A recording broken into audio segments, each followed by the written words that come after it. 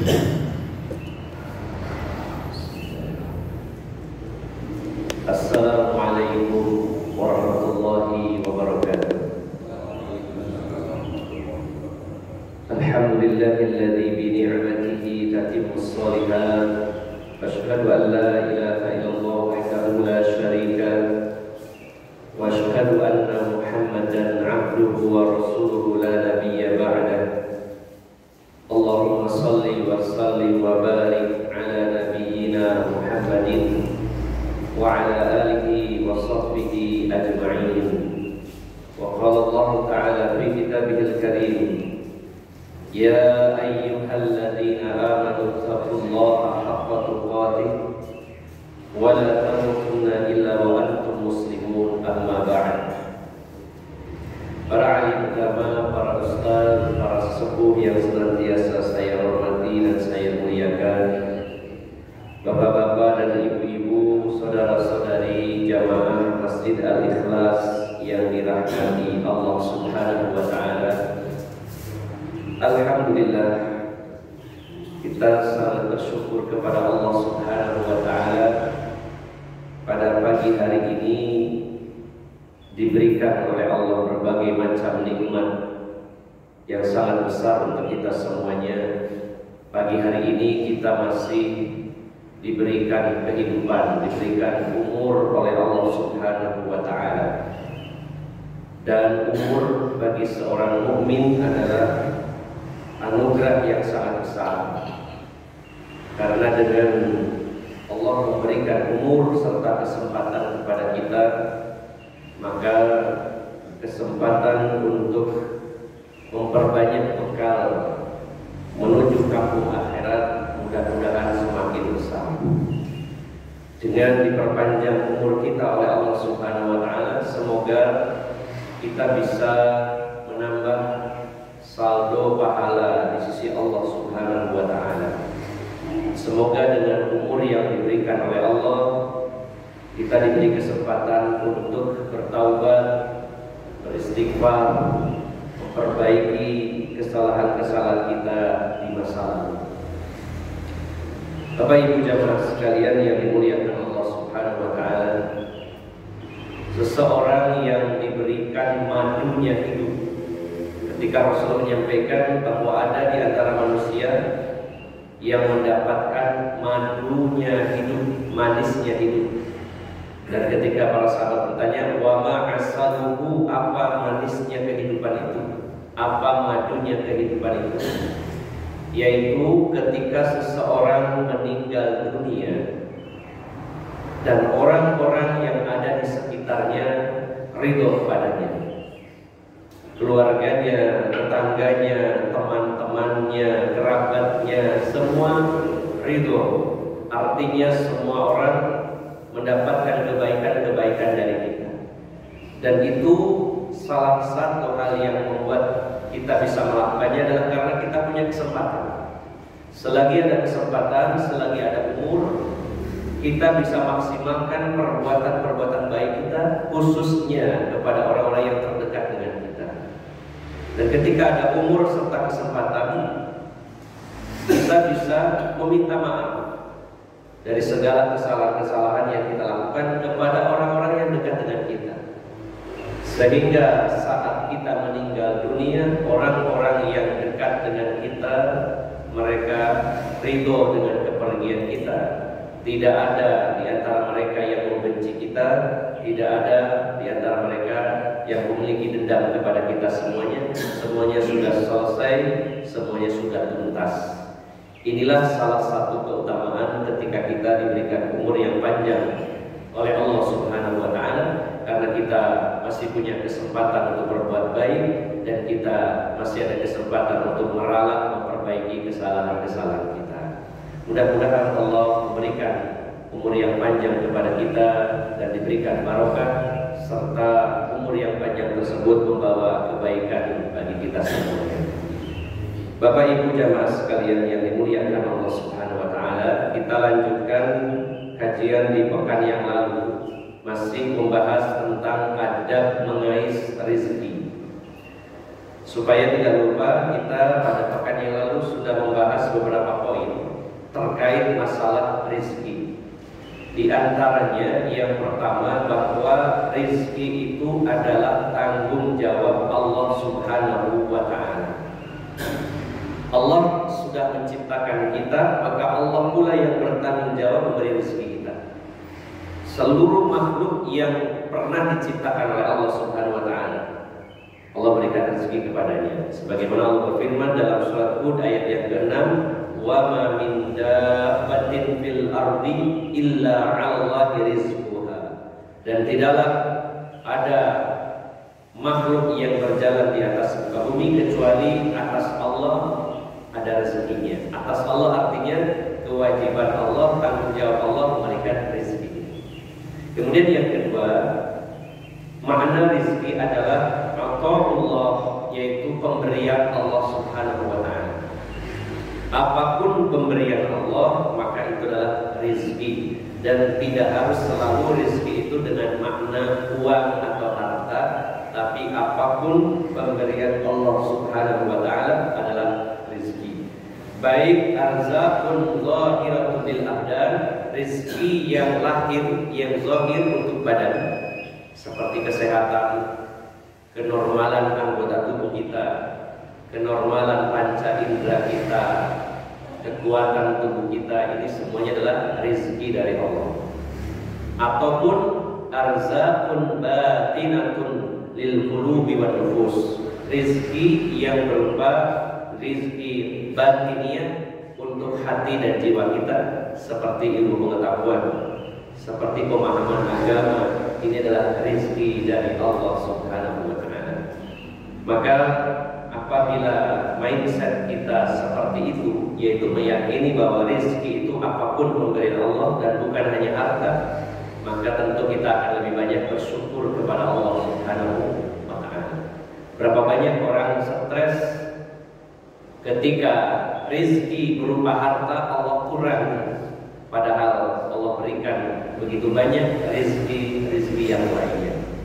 Mungkin uangnya sedikit, tapi Allah berikan istri kepada dia yang baik, yang solihah, itu adalah rezeki. Mungkin hartanya tidak berlimpah, tapi Allah berikan anak-anak yang solih dan solihah yang berbakti kepadanya. Itu adalah rezeki yang bahkan lebih mahal dari harta. Mungkin dia memiliki sedikit harta, tapi Allah berikan kesehatan lahir dan batin, badan yang kuat, yang sehat. Ini juga adalah rezeki. Kemudian juga sudah kita bahas terkait rezeki itu ada dua macam. Ada rezeki yaitu ar-rizqu bisababin atau rizqun bisababin wa rizqun bighairi sabab. Rezeki cara mendapatkannya ada yang dengan sebab, ada dengan usaha. Tetapi ada juga rezeki yang didapatkan seseorang tanpa sebab, tanpa usaha, Allah berikan begitu saja. Maka keseharian kita bergantian datangnya rezeki dari Allah. Ada yang karena melalui sebab-sebab usaha kita, dan ada yang tanpa sebab dan usaha kita Allah berikan begitu saja. Dan yang terakhir kemarin pada pertemuan yang lalu adalah bainat takassubi wa tawakkul, antara ikhtiar, antara usaha dengan tawakal. Ada sebagian orang yang meniadakan tawakal, sehingga dia hanya mengandalkan sebab saja, hanya mengandalkan kepintarannya, mengandalkan kerja kerasnya, mengandalkan kemampuannya, seolah-olah rezeki itu datang karena dia. Sebagaimana yang terjadi pada Qarun, ketika orang-orang menyebutkan hartanya yang begitu banyak, maka dia mengatakan bahwa itu adalah dari ilmu yang aku miliki. Aku mendapatkan semua ini dari ilmu yang aku miliki. Maka dia telah meninggalkan tawakal serta syukur kepada Allah Subhanahu wa Ta'ala. Ketika seseorang hanya mengandalkan makhluk atau dirinya sendiri, maka bisa jadi terjatuh dalam perbuatan syirik. Sementara ada yang kedua, kategori manusia yang kedua, yaitu memahami tawakal dengan pemahaman yang salah. Dia meyakini bahwa tawakal itu pasrah dan tidak berbuat apapun. Padahal tawakal itu adalah amaliyah hati. Tawakal adalah ibadah hati. Sementara matanya, telinganya, lisannya, tangannya, kakinya, otaknya semua bekerja maksimal. Namun hatinya lah yang tawakal kepada Allah Subhanahu wa Ta'ala. Tawakal itu bukan pekerjaan tangan dan kaki, artinya tangan kakinya pasrah diam, tidak. Tawakal itu bukan pekerjaan mata. Kalau tawakal udah diam saja, pasrah. Maka seluruh potensi yang dia miliki secara lahiriah dia optimalkan, lalu hatinya yang tawakal kepada Allah Subhanahu wa Ta'ala. Jangan tawakal dalam makna seluruh badan diam, tidak bergerak dan tidak ubah. Kata peribahasa Jawa, orang ubah, orang mamah. Itu sebuah peribahasa saja yang sebenarnya salah satu dari bagian saja, ya. Tetap harus dibarengi dengan adanya tawakal. Karena walaupun obah, kalau Allah belum kasih, maka tidak ada rezeki. Tetapi kalaupun tidak obah, kalau Allah kasih, bisa jadi. Hanya saja tentu kita diminta dan diperintahkan oleh Allah untuk berjuang, untuk berusaha dan berikhtiar. Apapun hasilnya kita serahkan kepada Allah Subhanahu wa Ta'ala. Ini kurang lebih kajian pada Selasa yang lalu di masjid ini, dan pada pagi hari ini sesi yang kedua dalam bab yang sama. Kita masuk pada poin adab thalabil rizqi, adab-adab mencari rezeki. Ma'anna Allah kaffala rizqahu li kulli makhluqin kama taqaddam illa anna li talibi rizqi adabun la budda an ya'ti biha talib ma'a yaqinihi bi anna rizqa min 'indillahi ta'ala wa annahu lan tamut nafsun hatta tastawfi rizquha wa ajalha. Jadi selain kita yakin bahwa Allah itulah yang bertanggung jawab, Allah lah yang menanggung rezeki semua makhluknya, seperti kita sudah bahas. Akan tetapi bagi para pencari rezeki yaitu kita, di sana ada adab-adab yang mesti harus kita miliki dalam rangka mencari rezeki. Ya, disertai keyakinan bahwa rezeki itu datangnya dari Allah. Allah yang ngasih, fadlun minallah, karunia dari Allah. Rezeki itu adalah pemberian Allah Subhanahu wa Ta'ala. Akan tetapi di sana ada rezeki atau ada adab-adab rezeki. Apa saja Bapak Ibu dan Mas sekalian? Ada cukup banyak, kurang lebih 11 adab-adab mencari rezeki. Kalau kita bisa maksimalkan semuanya, insya Allah Allah mudahkan rezeki kita, Allah luaskan dan berikan barokah pada rezeki kita. Yang pertama adalah taqwallahi, bertakwa kepada Allah Subhanahu wa Ta'ala. Inna a'zama ma istijlabi bihi rizqullah wal barakati at-taqwallah. Sesungguhnya perkara yang paling dominan, paling besar untuk mendapatkan rezeki dari Allah adalah takwa Allah, bertakwa kepada Allah Subhanahu wa Ta'ala. Allah berfirman di dalam surat At-Talaq ayat 2 dan ayat 3. Disinilah pentingnya keyakinan, disinilah pentingnya pemahaman yang mendalam. Apabila ayat-ayat Allah itu lewat dan berlalu begitu saja, maka tidak ada bekas dalam jiwa kita. Tapi satu ayat saja, 2 ayat saja, kalau mendalam kita pahami, membekas dalam jiwa kita, akan berpengaruh dalam kehidupan kita yang sangat besar. Maka salah satu firman Allah yang harus kita yakini, bahwa Allah berfirman di dalam surat At-Talaq ayat 2 dan 3. Allah berfirman, wa may yattaqillaha yaj'al lahu makhraja wa yarzuqhu min haitsu la yahtasib. Barang siapa yang bertakwa kepada Allah Subhanahu wa Ta'ala, maka Allah akan menjadikan baginya jalan keluar dari setiap problem yang dihadapi. Kalau kita bertakwa kepada Allah, walaupun Allah berikan masalah, berikan problem, Allah berikan satu paket dengan jalan keluarnya, dan akan diberi rezeki oleh Allah Subhanahu wa Ta'ala dari jalan yang tidak disangka-sangka.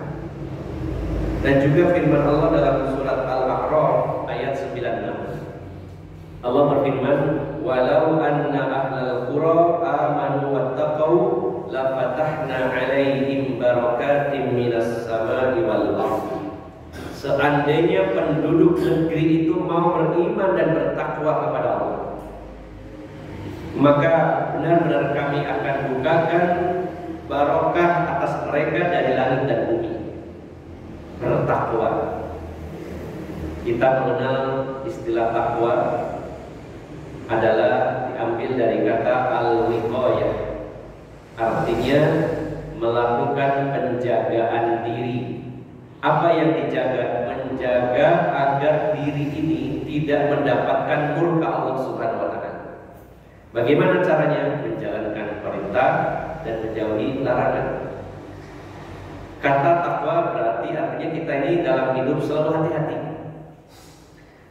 Apa yang kita ucapkan, apa yang kita lakukan, semuanya terukur. Artinya diukur, ditimbang dengan timbangan syariat. Apakah menurut Allah ini boleh atau tidak? Kalau boleh, laksanakan. Kalau tidak, tinggalkan. Sehingga orang bertakwa itu menjalani hidupnya hati-hati. Jangan sampai mengundang kemarahan Allah Subhanahu wa Ta'ala. Sebagaimana seseorang yang tidak pakai alas kaki kemudian melewati jalan yang penuh duri, banyak paku, banyak beling, dia akan hati-hati jangan sampai kakinya menginjak paku tersebut. Itulah gambaran orang yang takwa menjalani hidup ini tidak sembrono, hati-hati. Akan melakukan apapun dia akan cari tahu yang saya lakukan ini benar atau salah. Dalam berbagai hal, dalam mencari rezeki, selalu dipikirkan cara saya ini halal atau tidak. Bertanya kepada orang yang berilmu, saya punya usaha modelnya seperti ini, apakah ini halal atau tidak? Itu orang yang bertakwa.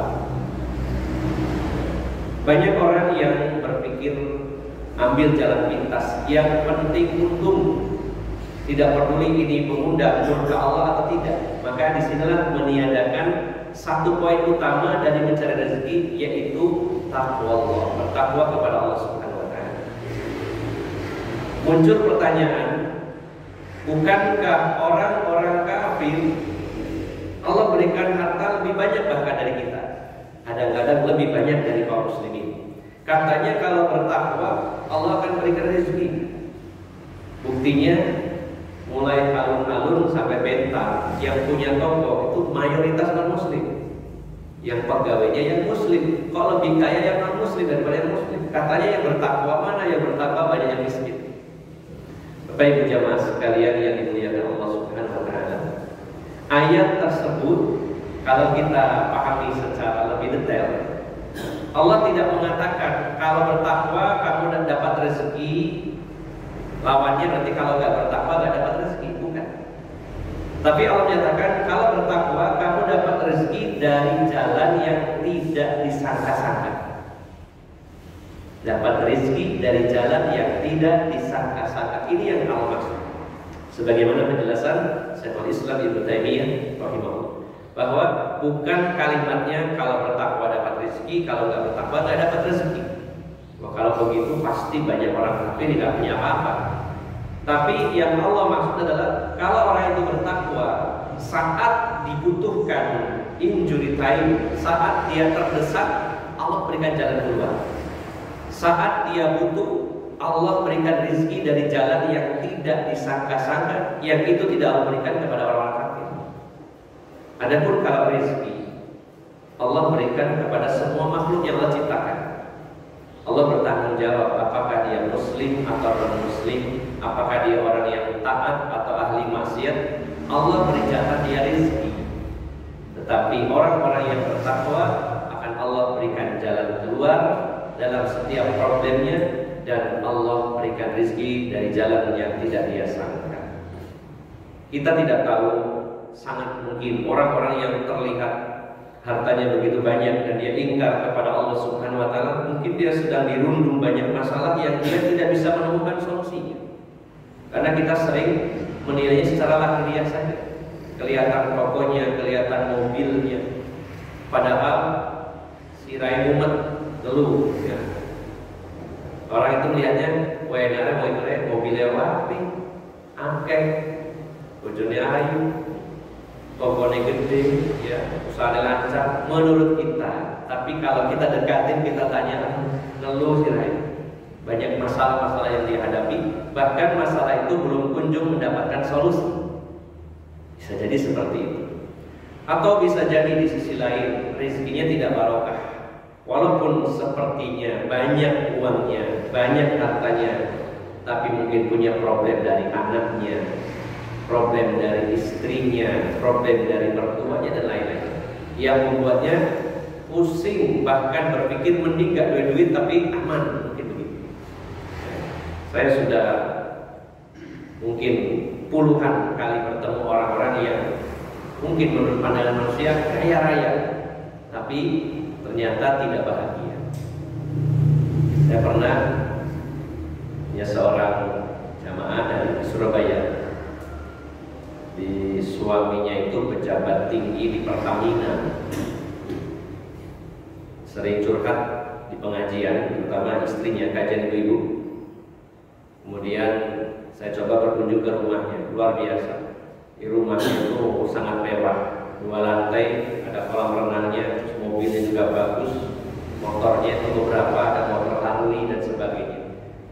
Terus cerita ke saya, Ustaz, saya itu sudah 7 tahun tidak bisa tidur nyenyak. 7 tahun. Panjenengan bendino ngorok-ngorok. Alhamdulillah. 7 tahun tidak bisa tidur nyenyak saya. Makan tidak enak. Karena apa? Ada problem dari anaknya yang tidak kunjung selesai. Maka mungkin seperti itu. Ya. Maka Bapak Ibu jamaah sekalian, memang Allah akan uji kita ya, terutama dari keluarga. Sampai kita meninggal dunia, seorang mukmin akan diuji terus. Tapi ujian itu justru untuk menggugurkan dosa kita, menaikkan derajat kita, dan Allah akan berikan solusi-solusi kalau kita bertakwa kepada Allah Subhanahu wa taala. Maka adab yang paling utama dalam mengais rezeki adalah takwa Allah, bertakwa kepada Allah Subhanahu wa taala, menjalankan seluruh perintah Allah dan menjauhi segala larangan Allah Subhanahu wa taala. Kemudian Bapak Ibu jamaah sekalian, yang kedua yaitu at-tawakkul, yaitu tawakal kepada Allah Subhanahu wa taala. Di samping itu tawakal ma'a iltimasil asbab, disertai dengan melakukan sebab-sebab datangnya rezeki. Sebagaimana hadis yang pernah kita bahas, yaitu dalam hadis di mana Rasulullah SAW bersabda, "Lau annakum kuntum tatawakkaluna 'ala Allah haqqa tawakkuli larzaqtum kama yurzaqut tayr tahdu himarsan wa taruhu bitonan." Ini sudah kita bahas. Seandainya kalian itu bertawakal seperti tawakalnya seekor burung, sungguh benar-benar kalian akan aku beri rezeki sebagaimana kami beri rezeki burung. Mereka berangkat di pagi hari dalam keadaan perut kosong dan pulang sore hari dalam keadaan perut yang kenyang. Maka Bapak Ibu jamaah sekalian yang dimuliakan Allah Subhanahu wa taala, kita diberi kemampuan lebih oleh Allah Subhanahu wa taala dibandingkan seekor burung. Harusnya kita semakin yakin kepada Allah Subhanahu wa taala. Dan kita harus yakin bahwa kalau orang-orang yang menentang Allah saja Allah kasih, masa orang yang mencintai Allah dan dicintai Allah tidak dikasih? Simpel saja dalam urusan rezeki. Kalau orang yang dibenci Allah saja dikasih, bagaimana dengan orang yang dicintai? Pasti dikasih. Kok rasanya seret Ustaz, saya sudah berusaha untuk dicintai Allah, tapi seret. Pasti ada tujuan yang lebih besar yang Allah inginkan, dan itu kebaikan bagi kita semuanya. Dan boleh jadi Allah berikan rezeki-rezeki yang lainnya. Maka harus selalu menanamkan baik sangka kita kepada Allah Subhanahu wa taala selama kita bertakwa dan tawakal kepada Allah Subhanahu wa taala. Kemudian yang ketiga, al-istighfar. Banyak-banyak istighfar. Hadza adabun lirizqil wasi bi jami'i anwar. Ini adalah adab dalam mencari rezeki, ya, yang termasuk luas cakupannya. Ya. Bapak Ibu jamaah sekalian yang dimuliakan Allah Subhanahu wa taala, ada satu kisah menarik, yaitu seorang tabi'in yang terkenal, Imam Hasan Basri, yang tinggal di Basrah, Irak. Dan sebagian versi menyatakan bahwa Imam Hasan Basri ini adalah tabi'in terbaik. Menurut para ulama dari Irak, tabi'in terbaik adalah Hasan Basri. Tapi menurut para ulama Yaman, tabi'in terbaik adalah Uwais Al-Qarni. Dan sebagian ulama Madinah mengatakan tabi'in terbaik adalah Sa'id Ibnu Musayyib. Kenapa bisa berbeda-beda? Ulama Irak mengatakan Hasan Basri karena Hasan Basri dari Irak. Ya. Ulama Yaman mengatakan Uwais Al-Qarni yang terbaik. Kenapa? Karena Uwais Al-Qarni dari Yaman. Dan Sa'id Ibnu Musayyib dikatakan oleh para ulama Madinah yang terbaik di antara tabi'in karena berasal dari Madinah. Ya, silakan masing-masing menjagokan, ya, jagoannya masing-masing. Tapi tiga orang ini adalah tabi'in terbaik. Secara mencatat bagaimana kedalaman ilmu mereka, bagaimana kezuhudannya, bagaimana kesolehannya, semuanya adalah yang terbaik. Dan Imam Hasan Basri ini menjadi rujukan banyak kaum muslimin. Artinya sebagaimana seorang ulama, seorang dai itu bukan hanya mengajar, tapi juga jadi tempat curhatnya umat. Jadi kalau jadi dai itu tidak hanya ceramah, mengajar, tapi 24 jam waktunya untuk umat. Dan itu saya merasakan itu, walaupun dalam skala yang kecil, 24 jam. Bukan hanya masalah dakwah dalam makna kajian-kajian saja, tapi seluruh problem baik individu maupun global. Yang secara individu itu bisa siang malam orang japri, mulai dari yang nyarikan jodoh, barangkali Ustadz kan banyak kenalan, ini saya ingin nikah, kalau carikan jodoh, atau orang tuanya yang nyarikan jodoh itu anaknya. Mulai dari nyarikan jodoh sampai orang nyarikan utangan, betul-betul sering. Ustadz kan banyak kenalan, barangkali dia mengutangi saya. Itu berkali-kali seperti itu. Nah, itulah harus kita biasa mendapatkan curhatan dari siapapun saudara kita, dan kita bantu memberikan solusi, walaupun tidak bisa memberikan uang, tetapi memberikan solusi. Maka suatu ketika Imam Hasan Basri didatangi oleh beberapa orang rombongan yang mengadukan permasalahan mereka.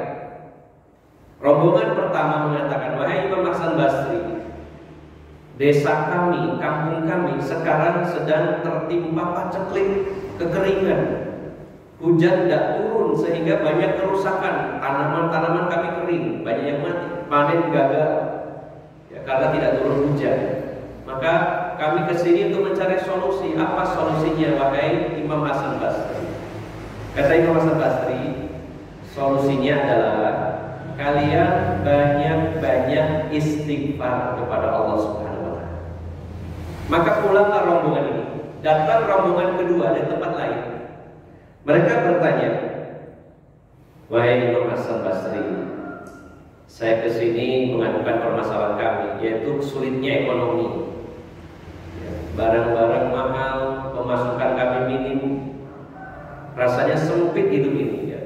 Mungkin saya mengatakan gimana ini, bensin naik, ya. Jadi sumpah gitu ya, merasa sumpah gitu ya. Jadi harta kami terasa begitu sempit, rezeki kami sempit banget. Apa solusi yang kau tawarkan kepada kami? Kata Imam Hasan Basri, solusinya adalah istighfar. Banyak-banyak istighfar. Maka pulanglah rombongan kedua. Datang rombongan yang ketiga mengadukan, kami kesini mau curhat. Di antara kami itu belum punya anak. Sudah menikah sekian lama nggak punya anak. Bagaimana solusinya, Pak Imam Hasan Basri? Kata Imam Hasan Basri, kalian perbanyak istighfar. Maka tiga rombongan ini datang dalam waktu yang berbeda, sehingga antara yang satu dengan yang lain nggak tahu. Ternyata tiga rombongan ini bertemu di tengah jalan. Perjalanan pulang mereka ketemu. Nah, seperti biasa nanya, kalian dari mana? Dari Imam Hasan Basri. Ada apa? Curhat, soalnya kampung kami itu mengalami kekeringan, nggak hujan. Nah, kalau kami rombongan kedua ini curhat karena ya harta kami sedikit dan sempit sekali rezeki kami. Nah, yang ketiga mengatakan kami ini beberapa di antara kami tidak punya anak. Lalu namanya ulama yang kita tanyain apa solusinya. Ternyata kok jawabannya sama, istighfar semua. Maka di antara mereka agak ragu, kok bisa ya solusinya sama, masalahnya berbeda, tapi solusinya kok istighfar. Yang benar aja. Masa nggak punya anak kudu istighfar? Rezeki sempit istighfar, nggak udan istighfar. Jangan-jangan ini nggak benar ya. Coba kita balik lagi tiga rombongan bareng. Karena solusinya kok sama. Datanglah kepada Imam Hasan Basri, tiga rombongan tadi, dan menanyakan, maaf Pak Imam Hasan Basri, kok ini kami ketemu di tengah jalan dan permasalahan kami berbeda, tapi kok solusinya sama, istighfar. Maka Imam Hasan Basri mengatakan, yang mengatakan kalian harus istighfar itu bukan saya, tapi Allah Subhanahu wa Ta'ala. Allah berfirman di dalam surat Nuh ayat 10 sampai 12. Surat Nuh ayat 10 sampai 12. Allah berfirman, "Faqul tastaghfiru rabbakum innahu kana ghaffara yursilis samaa'a 'alaikum midrara wa yumdidkum bi amwalin wa banina wa yaj'al lakum jannatin wa yaj'al lakum anhar." Nah, aku mengatakan, mintalah ampunan kalian kepada Allah, istighfarlah kalian kepada Allah Tuhan kalian, sesungguhnya Allah itu Maha Pengampun. Mintalah ampunan, istighfarlah kalian kepada Allah yang Maha Pengampun. Yursilis samaa'a 'alaikum midrara, maka Allah akan mengirim kepada kalian awan yang tebal kepada kalian dan menurunkan hujan di tengah-tengah kalian. Kalau kalian beristighfar kepada Allah, Allah akan mengirimkan hujan kepada kalian. Bukankah ini solusi bagi rombongan pertama?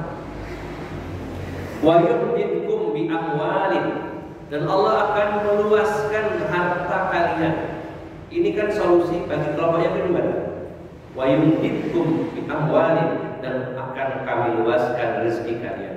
Wal wabanina, dan akan aku berikan anak-anak buat kalian. Wa yaj'al lakum jannatin wa yaj'al lakum anhar, dan kami akan suburkan kebun-kebun dan sungai-sungai akan penuh dengan air. Maka akhirnya mereka puas bahwa solusinya untuk diluaskan rezeki adalah dengan istighfar. Banyak-banyak meminta ampunan kepada Allah Subhanahu wa Ta'ala. Kemudian yang keempat, Bapak Ibu jamaah sekalian, kalau kita ingin mendapatkan kemudahan rezeki, salah satu adabnya adalah birrul walidaini wasilaturrahim, berbakti kepada kedua orang tua dan menyambung tali silaturahim. Hadzal adab min asbabi bastur rizqi wa ziyadatul mal, bal wa ziyadatul umr, imma haqiqatun wa imma bil barakati. Wa fi sahihain anna Anas qala sami'tu Rasulullah sallallahu alaihi wasallam yaqul, man sarrahu an yubsata alaihi rizquhu aw yunsahu fi athar falyasil rahimah. Dan yang keempat adalah berbakti kepada kedua orang tua, menyambung tali silaturahim, hubungan kekerabatan yang sempat terputus antara anak dengan orang tua dengan anak, antara kakak dengan adik, paman dengan keponakan, sepupu dengan sepupu yang lain, yang sempat terputus disambung kembali. Ya. Ini kata penulis adalah adab dan menjadi sebab-sebab diluaskannya rezeki dan ditambahnya harta, bahkan ditambahnya umur.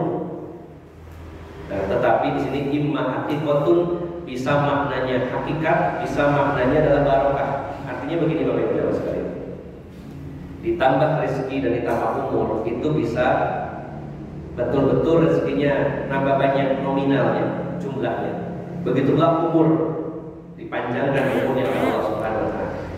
Atau maknanya adalah diberikan barokah. Walaupun rezeki secara hitungan manusia tidak terlalu banyak, tapi kalau barokah maka cukup dan membahagiakan. Begitulah umur, walaupun umurnya tidak terlalu panjang, kalau barokah maka manfaatnya besar.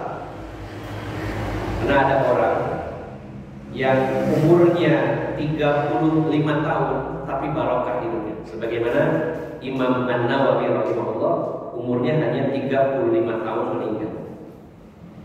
Tidak terlalu panjang umur beliau, tapi beliau seorang ulama besar yang mengajarkan ilmu agama begitu luas, bahkan menulis kitab-kitab yang sangat luar biasa, dipelajari oleh seluruh kaum muslimin di seluruh dunia, semua ormas, semua kalangan mempelajari. Ada kitab Riyadhus Shalihin, kitab Al-Arba'in An-Nawawiyah dan lain-lain. Umurnya hanya 35 tahun tapi barokah. Tapi di sana banyak juga orang yang umurnya 70 tahun sia-sia terus. Bahkan panjang umurnya tapi banyak dosanya. Maka pengertian diluaskan rezekinya, dipanjangkan umurnya bisa jadi memang jumlahnya diperbanyak atau barokahnya yang Allah tambahkan. Itu dengan cara birrul walidain wasilaturrahim, dengan berbakti kepada kedua orang tua dan menyambung tali silaturahim. Sebagaimana hadis dalam riwayat Bukhari Muslim dari sahabat Anas bin Malik, Rasulullah bersabda, barang siapa yang ingin diluaskan rezekinya, dipanjangkan umurnya, maka hendaknya dia selalu menyambung tali silaturahim.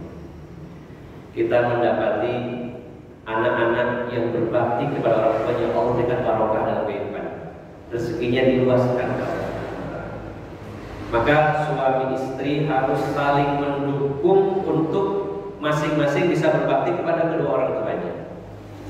Karena masih ada sebagian, mungkin sebagian istri, suaminya ngasih ibunya itu sampai sembunyi-sembunyi. Napa Mas kok sampai sengit-sengitan kayak ibu cek karo bojoku. Ya. Ngasih jatah ibunya sebagai bentuk baktinya kepada orang tuanya, tapi sembunyi-sembunyi karena takut sama istrinya. Maka para istri hendaknya berpikir bahwa kalau suami saya berbakti kepada ibunya, rezekinya barokah, rezekinya lancar, dan itu kembalinya untuk saya juga dan anak-anak. Harus didukung, terutama para ibu. Kalau ada suami yang ingin berbakti kepada orang tuanya, dukung sepenuhnya, karena Allah akan panjangkan umurnya, luaskan rezekinya, dan imbasnya untuk keluarga juga. Siapa yang menghalang-halangi suaminya berbuat baik pada orang tuanya, maka imbasnya juga kepada keluarga. Maka ada hubungan yang kuat antara bakti kita kepada orang tua, silaturahim, dengan diluaskannya rezeki dan dipanjangkan umur oleh Allah Subhanahu wa taala. Ini nomor yang keempat. Yang kelima, at-tabkiru fi talabi rizqi. Tabkir artinya berpagi-pagi. Salah satu adab mendapatkan rezeki sepagi mungkin, diusahakan kita beraktivitas sepagi mungkin. Jangan malas-malasan. Karena Rasulullah pernah berdoa kepada Allah, Allahumma barik li ummati fi bukuriha. Ya Allah, berikan barokah kepada umatku di waktu pagi hari. Diusahakan sebisa mungkin sepagi mungkin. Nah Ustaz, dodolane es, masa dodolane isu-isu? Gimana Pak? Esnya digoreng. Ya, orang jualan es itu kan tidak langsung jualan, mungkin harus belanja dulu, harus proses dulu. Intinya sepagi mungkin beraktivitas. Ya, tentunya tanpa melupakan ibadah, sepagi mungkin. Karena banyak juga orang yang sangat pagi beraktivitas tapi tidak sholat subuh. Saya kadang berangkat ke si kajian itu, kok itu di bank, salah satu bank itu sebelum subuh itu antriannya sudah panjang. Biasanya tanggal 1 kan. Nggak tahu itu antrian apa, saya juga kurang paham. Pensiunan. Apa memang nggak bisa diambil tanggal 2 gitu Pak? Bisa ya? Bisa. Tapi saya gitu. Ini sudah adzan subuh, tapi antrian karena kalau ditinggal berarti hilang antriannya. Ya mudah-mudahan setelah itu, tapi bukanya jam 8 ya nunggu. Soalnya. Ya bagus sebenarnya berpagi-pagian, tapi jangan sampai meninggalkan perintah Allah Subhanahu wa taala. Jadi diusahakan dalam mengais rezeki, salah satu adabnya diusahakan sepagi mungkin, semakin pagi semakin baik kita beraktivitas. Ini yang nomor 5. Kemudian yang nomor 6, al-aklu min amalil yad, makan dari hasil tangannya. Jangan pernah meminta-minta, mengandalkan orang lain, berpangku tangan, lalu berangan-angan nanti rezeki emas turun dari langit, tidak. Tapi dengan tangannya dia. Ya. Hada adabun azimun. Ya. Yurbi bihin nabiyyu ummah. Ini adalah adab yang sangat penting karena Nabi SAW mengajarkan umatnya itu seperti itu. Ya. Sehingga seseorang hendaknya berusaha dengan tangannya. Allah berikan kemampuan tangannya berusaha. Wa tilka sunnatul mursalin wa hum qudwatul bashar, dan itu adalah jalannya para rasul, sunnahnya para rasul, yang mana mereka adalah qudwah, teladan bagi manusia. Ya. Di mana Allah menyatakan dalam surat Al-Furqan ayat 20. Surat Al-Furqan ayat 20. Wa ma arsalna qablaka minal mursalina illa innahum la ya'kuluna at-ta'ama wa yamshuna fil aswaq. Dan tidaklah kami mengutus sebelum engkau dari para rasul kecuali sesungguhnya mereka benar-benar makan makanan dan mereka berjalan di pasar-pasar. Para rasul pun bekerja. Begitu pula kita mau profesi apa pun harus bekerja. Termasuk ustaz, ya, harus bekerja, jangan berpangku tangan, apapun itu. Ya. Walaupun mungkin kotor, walaupun itu mungkin berkeringat, itu lebih bagus, lebih utama dan lebih membahagiakan. Masih banyak terbuka lebar bidang-bidang usaha. Ya, kadang-kadang orang itu merasa gengsi mau sore, biasanya kalau kitab perlu nyekal kotoran ayam, begitu ya. Ya sudah biasa. Para nabi ada yang menjadi pandai besi, ada yang jadi tukang kayu, menggembala kambing. Bahkan Rasulullah SAW juga berjalan di pasar, bukan jalan-jalan, tapi dalam rangka mengais rezeki. Ada sebagian pendapat bahwa Rasulullah itu setelah menjadi Rasul, beliau masih tetap berjualan di pasar. Karena ada ayat yang menyatakan bagaimana penghinaan orang-orang kafir. Mereka mengatakan, "Mali hadzal rasul ya'kulu ta'ama wa yamshuna fil aswaq." Masa ini Nabi kok mangan seperti kita, makan seperti kita, dan dia kok berjalan-jalan di pasar. Ini adalah hinaan dari orang-orang kafir kepada Rasulullah SAW. Maka sebagian ulama berpendapat bahwa Rasulullah itu ketika diutus oleh Allah menjadi Rasul tetap berjualan di pasar. Tetapi sebagian ulama mengatakan bahwa sebelum menjadi Rasul memang Rasulullah aktif berdagang, tapi setelah diutus jadi Nabi dengan kesibukan yang sangat padat, beliau tidak sempat berdagang. Dan Allah berikan rezeki Rasulullah SAW diantaranya dari ghanimah, kemudian juga dari hadiah, kemudian dari harta faid, yaitu perang, penaklukan tanpa perang. Maka Rasulullah mendapatkan jatah banyak, walaupun beliau ambil secukupnya. Seandainya Rasulullah berniat kaya, pasti Rasulullah kaya. Karena dalam satu peristiwa perang, ghanimah, bagian dari Rasulullah adalah 1/5-nya. Khumusul ghanimah, 1/5 ghanimah itu banyak. Bagaimana peristiwa perang Khaybar, ghanimah yang didapatkan sangat super sekali, banyak luar biasa. Bahkan berupa senjata, emas, perak, makanan, budak-budak, kemudian lahan yang sangat luas dan subur di wilayah Khaybar. Itu semuanya jadi milik kaum muslimin dan Rasulullah mendapatkan jatahnya 1/5-nya. Apalagi harta faid ini takluk tanpa perang, maka 100% untuk Allah dan Rasulnya dikelola oleh Rasulullah SAW. tapi beliau ambil secukupnya dan selebihnya untuk kemakmuran kaum muslimin. Maka ada dua versi bahwa sebagian ulama mengatakan Rasulullah tetap bekerja berdagang, sebagian mengatakan karena kesibukan dakwah beliau, waktu yang beliau miliki terbatas untuk menyampaikan risalah agama, maka Allah berikan rezeki dari jalan yang lain. Namun intinya Bapak Ibu jamaah sekalian yang dimuliakan Allah Subhanahu wa taala, di antara adab mencari rezeki adalah bekerja dengan tangan kita. Jangan mengandalkan orang lain, jangan berpangku tangan meminta-minta kepada orang lain. Kita punya tangan, punya kaki, harus bergerak, harus kompak. Berapapun hasilnya Allah berikan, yang penting kita berusaha. Ini adalah qudwah dari para nabi, teladan dari para nabi dan rasul, dan juga dari para ulama yang mereka tetap berjuang dan berusaha. Kemudian yang ketujuh, di antara adab mengais rezeki adalah ad-du'a, berdoa. Ad-du'a'u minal asbabil 'azimati li jalbir rizqi. Wa min ad'iyatin Nabi sallallahu alaihi wasallam, Allahumma inni as'aluka al-huda wa tuqa wal 'afafa wal ghina.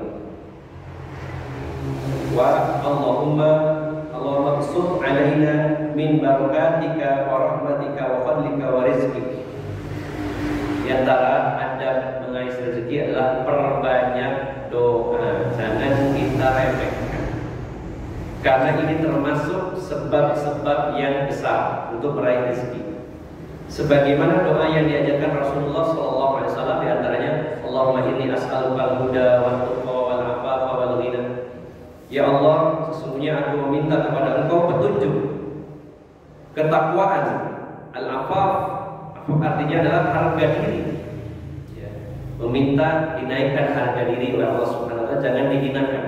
Wal ghina, dan minta kekayaan. Silakan minta kekayaan, karena Rasulullah juga minta kepada Allah Subhanahu wa taala.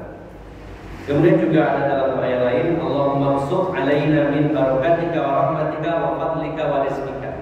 Ya Allah, lapangkanlah untuk kami barakahmu, rahmatmu, karuniamu dan rezekimu.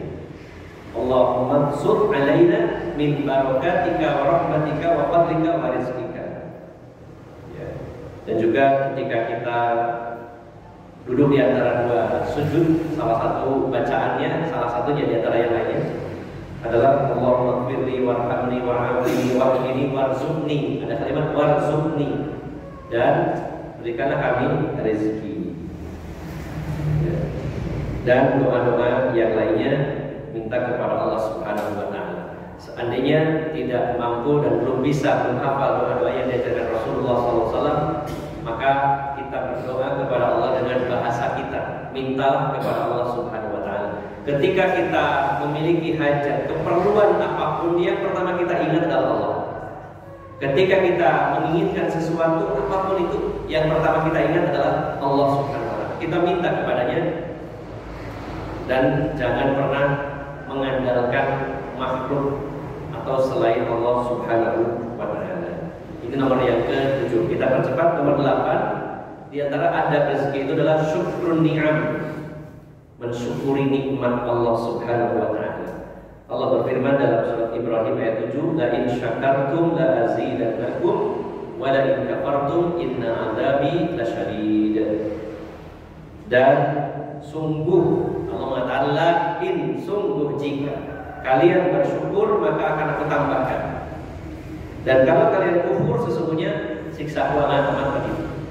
Apapun nikmat Allah kita syukuri, maka Allah akan tambahkan.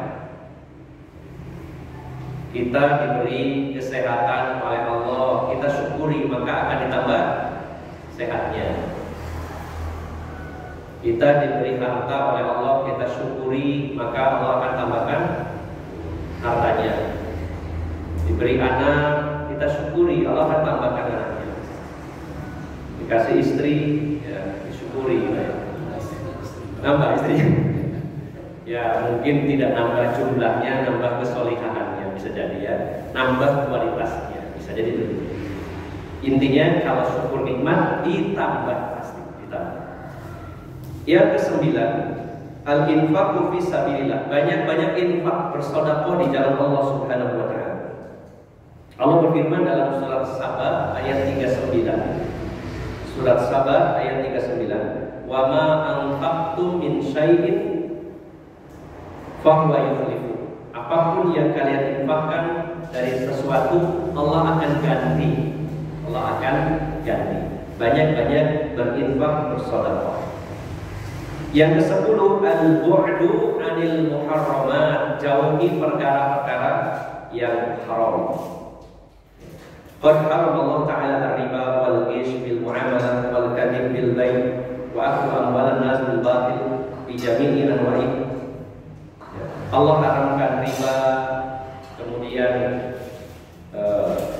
korupsi, ya, berdusta, menipu, memakan harta manusia, semua perkara-perkara tinggalkan. Jangan pernah mindset kita mengatakan bahwa yang haram aja susah, apalagi yang halal.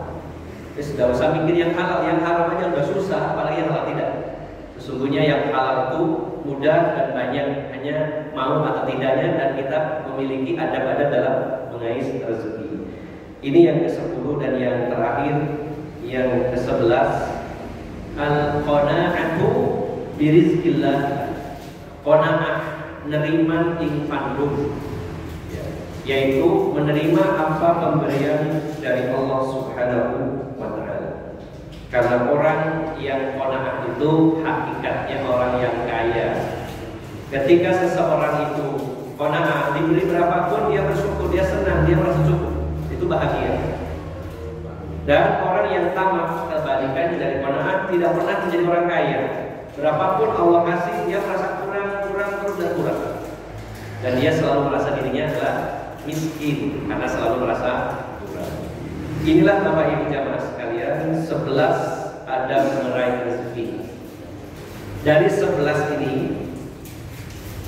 mungkin saya simpulkan ada satu pertanyaan. Kok di situ nggak dijelaskan kalau ingin dapat rezeki harus pintar dagang, harus punya strategi pemasaran, harus pintar dalam pembelanjaan, harus pintar dalam memproduksi sesuatu.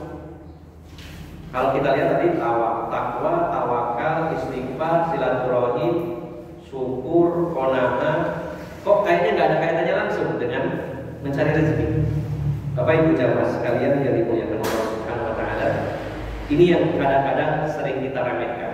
Banyak orang itu hanya mengandalkan faktor-faktor teknis dan tidak mengandalkan faktor-faktor non teknis.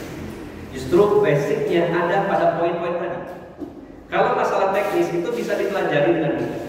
Banyak referensi, banyak yang ngajar. Sebagai penutup ada seorang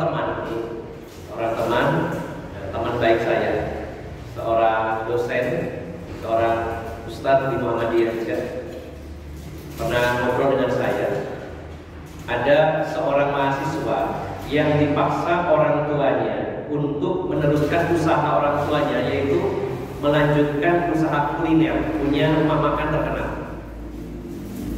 Tapi si anak ini tidak berminat untuk meneruskan usaha orang tuanya karena berpikir saya nggak bisa masak. Sementara saudara-saudaranya itu ada beberapa di antaranya yang lulusan sarjana tata boga. Si anak ini curhat sama teman saya, dosennya, minta tolong Pak, saya dibantu omongan ke orang tua saya supaya saya gak ditunjuk jadi penerus usaha orang tua saya gak bisa masak.